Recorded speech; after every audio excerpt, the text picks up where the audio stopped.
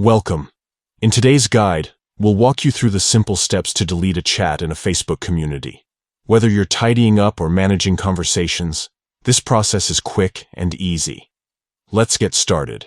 First, open the Facebook app on your mobile device. Once you're logged in, navigate to the Messages icon, typically located in the top right corner of the screen. Tap on it to access your chats.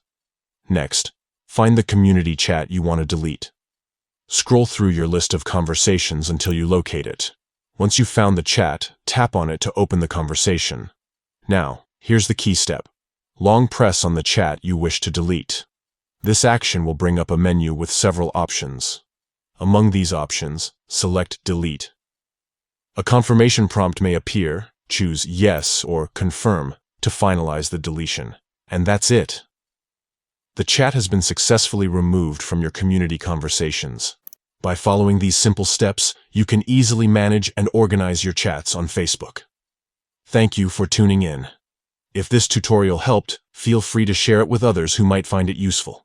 See you next time.